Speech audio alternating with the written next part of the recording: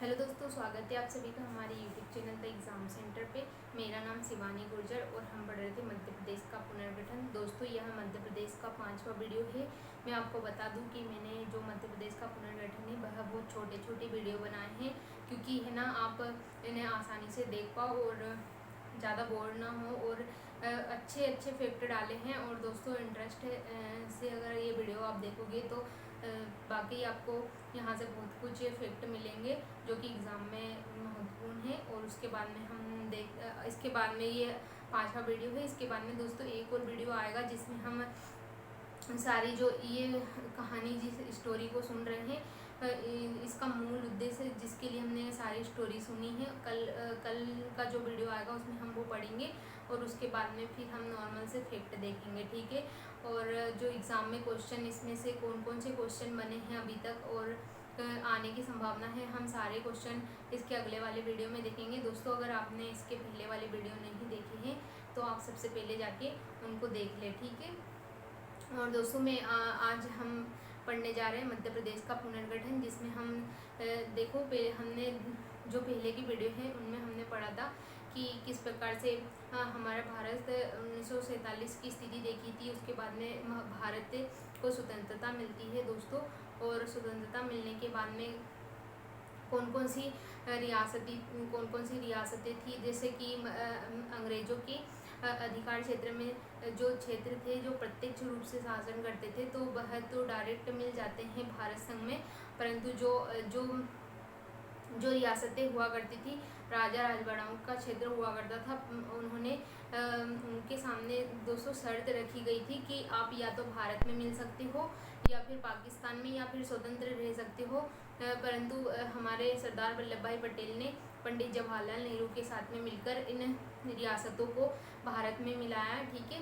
किस प्रकार से मिलाया हमने पिछले वीडियो में सब देखा।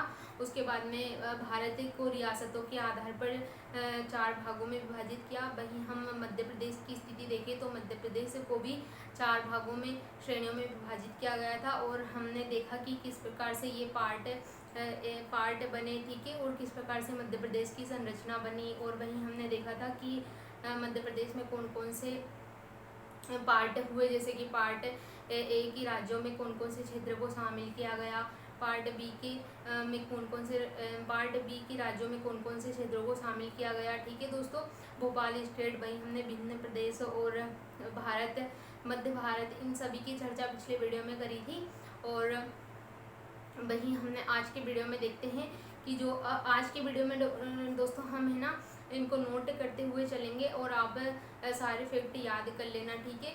तो हमने क्या देखा था कि जो मध्य भारत वाला क्षेत्र था, तो इसे मध्य भारत वाला क्षेत्र था, यह किन किन से क्षेत्रों को मिलाकर बनाया गया था दोस्तों। इसे ग्वालियर एजेंसी और मालवा एजेंसी को मिलाकर मध्य भारत वाला क्षेत्र बनाया गया था। और वहीं हम देखें कि जो सेंट्रल इंडिया एजेंसी से अलग हुए थे 2 क्षेत्र, कौन से, बुंदेलखंड और बघेलखंड, तो इन दोनों को मिलाकर भिन्न प्रदेश बनाया गया। और वहीं जो सीपी बरार और जो विदर्भ वाला क्षेत्र था, तो दोस्तों इस क्षेत्र को पार्ट ए में शामिल किया गया। और एक बात और बता देती हूँ कि दोस्तों, जब सीपी बरार जो क्षेत्र था, तो इसमें पहले कौन कौन से क्षेत्र हुआ करते थे, महाकौशल वाला क्षेत्र, वहीं हम देखें विदर्भ वाला क्षेत्र। तो दोस्तों, जो विदर्भ वाला क्षेत्र हुआ करता था, तो यह इसके 8 राज्यों को बम्बई राज्यों में मिला दिए गए थे, जिसमें अकोला, अमरावती और यवतमाला जैसे 8 राज्यों को बम्बई राज्य में मिला दिए गए थे। और जो बचे हुए थे उसे छत्तीसगढ़ में मिला दिया गया, जब 1956 में अपने मध्य प्रदेश का गठन हो रहा था भाषाई आधार पर। तो दोस्तों, क्या हुआ कि यहाँ पर जो विदर्भ वाला क्षेत्र था, तो वहाँ के लोग मराठी भाषा बोलते थे। और वहीं हम देखें कि जो महाकौशल वाला क्षेत्र हुआ करता था दोस्तों, तो यहाँ पर हिंदी भाषा बोलते थे। तो क्वेश्चन अगर यहाँ पर ऐसा पूछा जाता है ना कि बताइए कि मध्य प्रदेश का गठन किस आधार पर किया गया था, 1956 में मध्य प्रदेश का गठन किस आधार पर किया गया, तो आप क्या बताओगे, भाषाई आधार पर, ठीक है। भाषाई आधार पर क्यों, क्योंकि दोस्तों जब राज्यों का गठन हो रहा था तो वह भाषाई आधार पर हो रहा था, और उसी प्रकार हमारा जो मध्य प्रदेश में जो विदर्भ वाला क्षेत्र था तो यहाँ पर क्या मराठी भाषा वाले लोग रहते थे। तो ऐसा कैसे हो सकता था कि एक राज्य में दो भाषाई आधार के लोग रह सकते हैं, मतलब मराठा विदर्भ वाले क्षेत्र में मराठा बोलने वाले लोग थे मराठी भाषा, और वहीं महाकौशल वाले क्षेत्र में हिंदी भाषा बोलने वाले लोग थे। तो इन्होंने क्या करा था कि जो विदर्भ वाले 8 राज्य थे उन्हें बम्बई राज्य में मिला दिया गया, जिसे हम वर्तमान में महाराष्ट्र राज्य के नाम से जानते हैं दोस्तों। और जो बचे हुए राज्य थे उन्हें, जो बची हुई रियासतें थी उन्हें छत्तीसगढ़ में मिला दिया गया, ठीक है। और एकमात्र रियासत थी दोस्तों वो कौन सी, मकड़ई, जिसे हमारे मध्य प्रदेश में जो वर्तमान में शामिल है, और वह कहाँ पर आती है, हरदा में, ठीक है। अब इसको नोट कर लेना, मैंने वैसे तो यहाँ पर लिख दिया है ये मकड़ई, ठीक है। और एक और मैं बात बता दूं कि जो जब यह पार्ट ए के राज्यों में शामिल नहीं था तब इसमें महाकौशल और विदर्भ वाला क्षेत्र, छत्तीसगढ़ और नागपुर क्षेत्र हुआ करते थे। परंतु जब इसे पार्ट ए के राज्यों में शामिल किया गया तब इसमें कुछ और क्षेत्र जोड़े गए थे, जिसमें बस्तर था, छत्तीसगढ़ वाला, दंडकारण्य वाला कुछ क्षेत्र था, ठीक है। और बघेलखंड की पूर्वी रियासत को इसमें शामिल किया गया था। तो वहीं हम बघेलखंड की पश्चिमी रियासत की बात करें तो इसे पार्ट सी में शामिल किया गया, जिसमें हम देखेंगे विंध्य प्रदेश किस प्रकार बना, और पार्ट सी में उसे शामिल किया गया था, ठीक है दोस्तों। तो हमने आज के वीडियो में क्या देखा कि जो सीपी बरार वाला क्षेत्र था इसे श्रेणी ए के राज्यों में शामिल कर दिया गया था, और इसमें कौन कौन से क्षेत्र शामिल थे कि महाकौशल, जब इसे पार्ट ए वो श्रेणी जो सीपी बरार वाला क्षेत्र था जब इसे श्रेणी ए में शामिल किया गया था दोस्तों, जब इसमें कौन कौन से क्षेत्र हुआ करते थे, महाकौशल वाला, विदर्भ, जिसके मैंने आपको बताया था कि 8 राज्यों को बम्बई राज्य में शामिल किया गया था, ठीक है। और वहीं हम नागपुर की बात करें तो नागपुर तो पहले से ही शामिल था। वही छत्तीसगढ़ हुआ, और बरार और बिस्तर, उसके बाद में दंडकारण्य वाला क्षेत्र, बस्तर और दंडकारण्य वाला क्षेत्र बाद में जोड़ा गया था जब श्रेणी ए में शामिल किया गया था, ठीक है। और वहीं बघेलखंड का पूर्वी हिस्सा और बघेलखंड का पश्चिमी हिस्सा विंध्य प्रदेश में शामिल था, ठीक है। और वहीं हम बात करें कि सीपी बरार की एकमात्र रियासत कौन सी है दोस्तों, क्योंकि एकमात्र रियासत है क्यों, क्योंकि देखो जो विदर्भ वाला क्षेत्र था उसे तो बम्बई में आज जो वर्तमान में हम महाराष्ट्र राज्य के नाम से जानते हैं उसमें शामिल कर दिया गया था, और बची हुई रियासतें छत्तीसगढ़ में चली गई। और तो एकमात्र जो रियासत थी सीपी बरार की वह कौन सी, मकड़ी जो रियासत थी जो कि अपने हरदा में है, हरदा जिले में आती है, उसे वर्तमान मध्य प्रदेश में शामिल है, ठीक है। तो यहाँ पर अगर क्वेश्चन आता है कि बताइए सीपी बरार की एकमात्र ऐसी रियासत कौन सी है जो वर्तमान मध्य प्रदेश में शामिल है, तो आप क्या बताएंगे, मकड़ई, जो कि हरदा में है, ठीक है। उसके बाद में इसकी राजधानी क्या थी, सीपी बरार की राजधानी क्या थी, नागपुर, और यह वही नागपुर है दोस्तों जो 1956 से पूर्व मध्य प्रदेश का जो गठन हुआ था 1956 से पूर्व, इसे नागपुर के मध्य प्रदेश की राजधानी भी क्या थी, नागपुर, यह वही नागपुर है। और उसके बाद में जो सीपी बरार था इसके प्रथम मुख्यमंत्री कौन थे, पंडित रविशंकर शुक्ल, ठीक है। ये क्वेश्चन आता है, आप इसको नोट कर लेना और याद भी कर लेना। और सीपी बरार के प्रथम राज्यपाल कौन थे दोस्तों, राज्यपाल थे ई राघवेंद्र राव, ठीक है। तो दोस्तों आपको मैं एक बात बता दूं कि जब सीपी बरार का गठन कब होता है, 1861 में सीपी का गठन होता है, और 1936 में बरार को इसमें शामिल कर दिया जाता है। और वहीं हम देखें तो 1919 का एक अधिनियम आता है दोस्तों, हमने जो पिछले वीडियो में इसकी चर्चा करी थी कि 1919 का एक भारत शासन अधिनियम आता है, जिसके द्वारा पहले इस क्षेत्र को कमिश्नर क्षेत्र घोषित किया गया था, क्योंकि यहाँ पर कमिश्नर की नियुक्ति की जाती थी, जो कि राजस्व इनकी कार्य की वसूली के लिए इनकी नियुक्ति की जाती थी अंग्रेजों के द्वारा, ठीक है। तो 1919 का एक अधिनियम आया था जिसका नाम था भारत शासन अधिनियम। उसके द्वारा क्या हुआ कि इन क्षेत्रों को जो कमिश्नर क्षेत्र घोषित किए गए थे, तो इन्हें जो क्षेत्र थे इन्हें गवर्नर क्षेत्र घोषित किया गया, ठीक है, राज्यपाल क्षेत्र घोषित किया गया। तो दोस्तों यहाँ पर क्या होता था कि स्वतंत्रता के बाद भी यहाँ पर राज्यपाल नियुक्त किए जाते थे। ठीक है, तो आप पूछोगे कि सीपी बरारवाला जो क्षेत्र था यहाँ पर राज्यपाल हुआ करते थे। ठीक है, तो वहीं अगर आपके दिमाग में क्वेश्चन आ रहा होगा कि तो फिर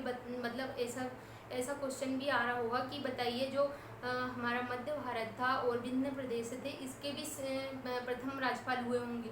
परंतु मैं एक बात बता दूं दोस्तों, क्योंकि ये जो क्षेत्र था सीपी बरार वाला जो क्षेत्र था यह अंग्रेजों के प्रत्यक्ष नियंत्रण में रहने वाला क्षेत्र था। ठीक है, तो यहाँ पर क्या हुआ कि इन्होंने राज्यपाल की नियुक्ति की, मतलब इस क्षेत्र को राज्यपाल क्षेत्र घोषित किया गया और प्रथम राज्यपाल कौन से बने थे? ई राघवेंद्र राव। परंतु दोस्तों जो हमारा मध्य भारत था और वहीं हम विभिन्न प्रदेश की बात करें तो यहाँ पर क्या हुआ था कि राजा राजवाड़ाओं के क्षेत्र हुआ करते थे। ठीक है, तो यहाँ पर राज्यपाल नहीं होते थे, यहाँ पर राज्यपाल की जगह पे कौन होते थे? मुख्य राज्य प्रमुख हुआ करता था। ठीक है, यहाँ पर कौन होते थे? राज प्रमुख। ठीक है, अब याद कर लेना, यहाँ पर प्रत्यक्ष नियंत्रण में होने के कारण यहाँ पर राज्यपाल हुआ करते थे, जो कि स्वतंत्रता के बाद भी यहाँ राज्यपाल नियुक्त किए गए थे। और प्रथम राज्यपाल कौन थे? ई राघवेंद्र राव। और वहाँ पर जो हम बात करेंगे मध्य भारत और विभिन्न प्रदेश की बात करें तो वहाँ पर कौन हुआ करते थे? राज प्रमुख। ठीक है, हम उनको भी देखेंगे कि पहले कौन थे और मुख्यमंत्री कौन हुआ करते थे पहले। ठीक है, हम सब की चर्चा करेंगे, आप इसको नोट कर लेना। दोस्तों हम देखते हैं मध्य भारत को किस पार्ट बी की राज्यों की श्रेणी में शामिल किया गया था दोस्तों। और मैं बता दूं कि जो मध्य भारत है इन्हें पश्चिम की 25 रियासतों को मिलाकर इसका गठन किया गया। ठीक है, और वहीं हम देखते हैं कि मध्य भारत की राजधानी कौन कौन सी थी? तो मध्य भारत की राजधानी 2 थी दोस्तों, क्योंकि देखो इसमें प्रमुख रूप से तो 3 क्षेत्र हुआ करते थे। कौन कौन से? पहला ग्वालियर, इंदौर और निमाड़। ठीक है, तो जो ग्वालियर और इंदौर थी इसकी जो राजधानी बनाई गई थी, तो यह क्या हुआ कि ग्वालियर भी एक बड़ी रियासत थी और इंदौर भी एक बड़ी रियासत थी। तो यहाँ पर इन दोनों के बीच एक विवाद छिड़ जाता है कि कौन सी रियासत को इसकी राजधानी बनाई जाए। तब सरदार वल्लभ भाई पटेल के द्वारा बीच का रास्ता निकाला जाता है और कहा जाता है कि जो शीतकालीन राजधानी होगी तो वह ग्वालियर को बनाया गया और ग्रीष्मकालीन राजधानी दोस्तों इंदौर को बनाया गया। तो ग्वालियर जो शीतकालीन राजधानी थी वह 6.5 महीने के लिए ग्वालियर को बनाया गया और ग्रीष्मकालीन राजधानी इंदौर जो कि 5.5 महीने के लिए थी। ठीक है, तो हम वही आगे देखते हैं कि जिस प्रकार जो कि हमने देखा था कि सीपी बरार में राज्यपाल हुआ करता था, तो वहीं यहाँ पर देखें तो यह रियासत हुआ करती थी दोस्तों। तो रियासत में मैंने आपको बताया था कि राज प्रमुख हुआ करते थे। ठीक है, तो यहाँ पर जिस प्रकार राजधानी को लेकर विवाद उत्पन्न हुआ था उसी प्रकार राज प्रमुख को लेकर भी एक विवाद उत्पन्न हुआ। क्या हुआ था कि जो ग्वालियर वाले थे तो वह बोलते थे कि हमारे यहाँ से राज प्रमुख बनना चाहिए और जो इंदौर वाले थे तो वह बोलते थे कि हमारे यहाँ से। तो यहाँ भी सरदार वल्लभ भाई पटेल के द्वारा एक बीच का रास्ता निकाला गया। ठीक है, और यहाँ पर एक राज प्रमुख बनाए गए और वहीं एक और अन्य उप राज्य प्रमुख बनाए गए जो कि हम इसमें देखते हैं। ठीक है, और हम देखते हैं कि किस प्रकार यह पार्ट जो मध्य भारत था यह कौन से पार्ट बी में शामिल था।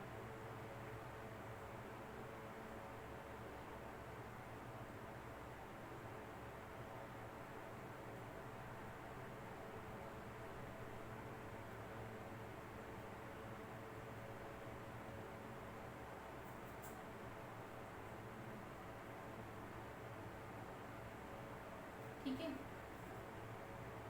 मध्य भारत था यह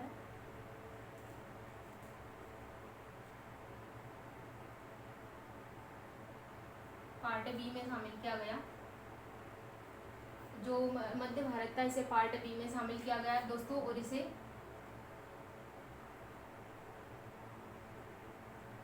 पश्चिम की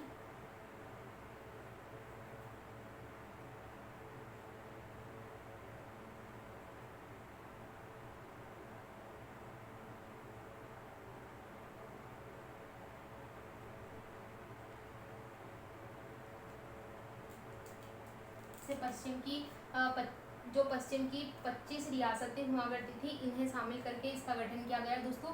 और इसकी राजधानी क्या थी?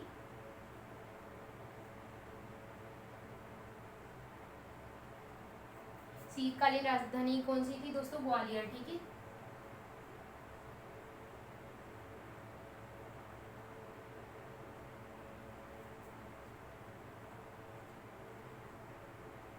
इसे कितने माह के लिए? 6.5 माह के लिए बनाया जाता था शीतकालीन, और ग्रीष्मकालीन राजधानी इंदौर हुआ करती।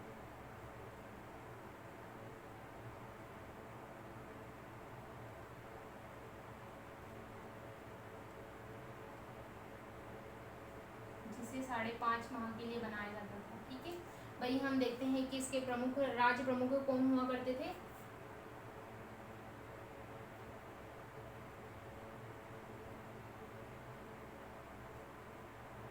इसके दोस्तों जो पार्ट बी में शामिल मध्य भारत के प्रथम राज्य प्रमुख कौन थे?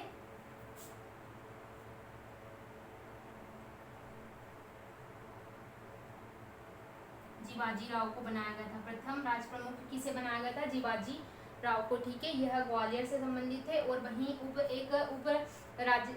उप राज्य प्रमुख भी बनाया गया था, तो वह कौन थे?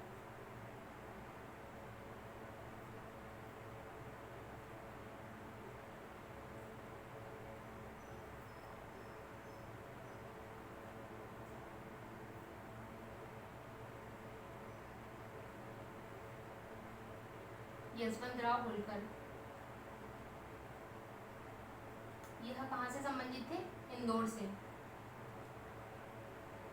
ठीक है दोस्तों, इसको आप नोट कर लेना और याद कर लेना।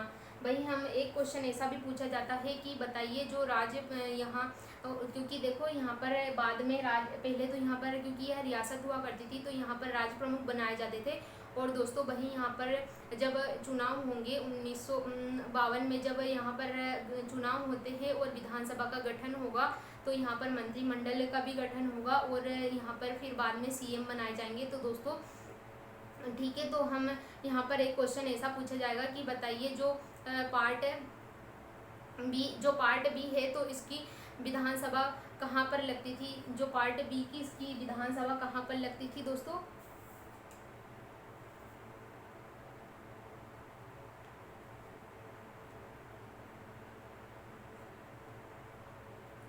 जो इसकी चुनाव होंगे और इसकी जो विधानसभा लगेगी वह दोस्तों मोती महल ग्वालियर में। ठीक है,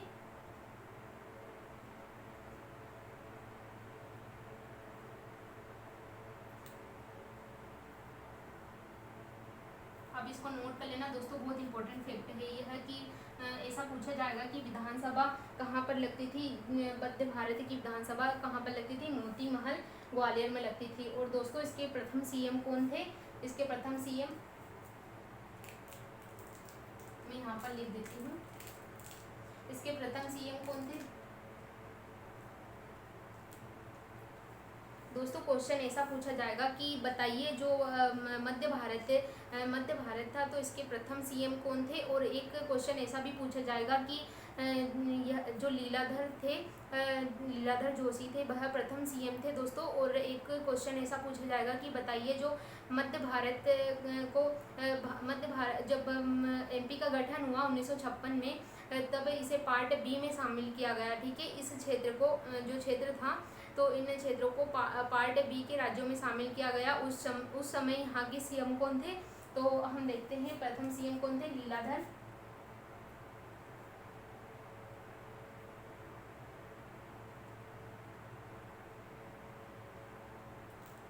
जोशी। ठीक है, उसके बाद में भी इसमें और सीएम बने कौन कौन से? एक तो इसके लीलाधर जोशी के बाद में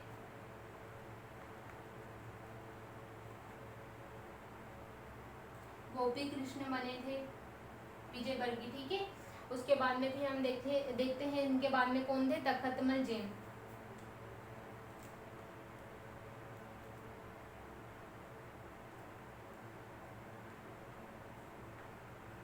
तखतमल जैन। और दोस्तों यही तखतमल जैन जब मध्य प्रदेश का गठन होता है 1956 में, तब यही बनते हैं सीएम को, और क्वेश्चन भी यहीं से पूछा जाएगा। ठीक है, इनके बाद फिर मिश्री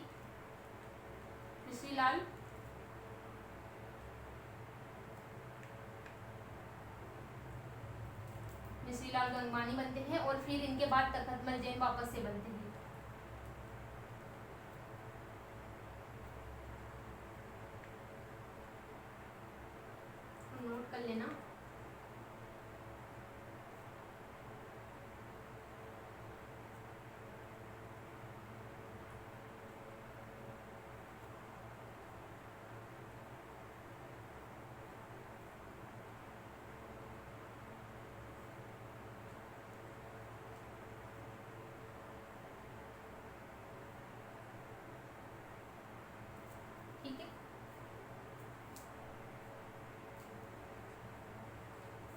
दोस्तों हमने क्या क्या देखा कि किस प्रकार मध्य भारत है, वह मध्य भारत को जो मध्य भारत के क्षेत्र थे इसे पार्ट बी के राज्यों में शामिल किया गया, और इन्हें जो मध्य भारत है यह पश्चिम की 25 रियासतों को मिलाकर इसका गठन किया गया। और इसकी राजधानी क्या थी? शीतकालीन राजधानी थी ग्वालियर, जो कि 6.5 महीने के लिए होती थी, और जो ग्रीष्मकालीन राजधानी थी वह इंदौर 5.5 महीने के लिए होती थी। वहीं इसके राज प्रमुख कौन थे? प्रथम बाजीराव, जो कि ग्वालियर से संबंधित थे दोस्तों। और वहीं उप राज्य प्रमुख भी हुआ करते थे, वह कौन थे? यशवंतराव होलकर, यह इंदौर से संबंधित थे। और वहीं विधानसभा कहाँ लगती थी? इसकी विधानसभा मोती महल ग्वालियर में, ठीक है। और वहीं हम देखें कि इसके प्रथम सीएम कौन थे? लीलाधर जोशी थे, और उनके बाद में गोपी कृष्ण बने, और फिर उसके बाद में फिर तखतमल जैन आ जाते हैं। और यही तखतमल जैन है जो कि 1956 में जब मध्य प्रदेश का गठन होता है तब सीएम रहते हैं। और इनके बाद में मिश्री लाल गंगवानी बनते हैं, और उसके बाद में तखतमल जैन वापस से बन जाते हैं, जो कि 1956 में मध्य प्रदेश का गठन होता है तब मध्य भारत के सीएम कौन रहते हैं? तखतमल जैन। तो दोस्तों यहाँ पर क्वेश्चन इस प्रकार से पूछा जाएगा कि बताइए जो मध्य प्रदेश का गठन हुआ उस समय जो मध्य भारत था इसके सीएम कौन थे? तो आप बताएंगे तखतमल जैन। और एक क्वेश्चन ये भी पूछा जाएगा कि मध्य भारत के प्रथम सीएम कौन थे? तो आपको बताना है लीलाधर जोशी, ठीक है। तो कहीं कहीं पे दोस्तों ऐसा रहता है कि कुछ बुक्स में इनको ही प्रथम मान लिया जाता है, पर प्रथम ये नहीं थे। यह तो 1956 में जब मध्य प्रदेश का गठन हुआ तब मध्य भारत के सीएम थे, ठीक है, तखतमल जैन। इनको आप नोट कर लेंगे।